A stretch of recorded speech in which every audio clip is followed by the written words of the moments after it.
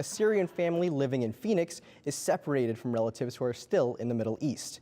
Cronkite News reporter Anthony Marroquin tracked them down in Washington, D.C., where they expressed their frustration with the ban. Jamal Saleh arrived in the United States just last year after a 3-year process that saw him and his family flee from Syria to Jordan before arriving in the United States. The suffering of the Syrian people. Very little people have suffered that. Jamal Saleh, his wife and children escaped from Syria, but his siblings are still in danger. I'm scared.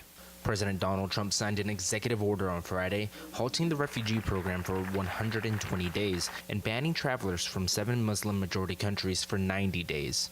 Syrians are banned indefinitely. It gives Americans a strong sense that there's a firm hand at the wheel. Proponents argue that the current vetting procedures are inadequate and leave room for terrorists to sneak into the country. But opponents argue that's not the case. It's a little hard for me to envision what more could be done because they already go through 4 or 5 layers of security screening.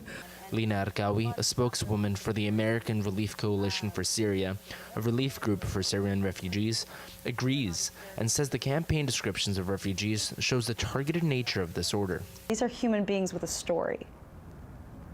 These are people who have lives. We're not Skittles. For Saleh, there's not much he can do for his siblings.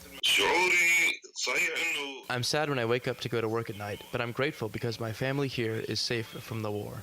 All he can do is make sure his immediate family has food on the table and a safe place to sleep. Arkawi also said that she's heard of people being confused over whether this means that they're going to get deported or not. The executive order does not kick anyone out of the country. It only keeps those outside from coming back in until the White House decides that it has enough information to vet refugees properly. In Washington, D.C., Anthony Marroquin, Cronkite News.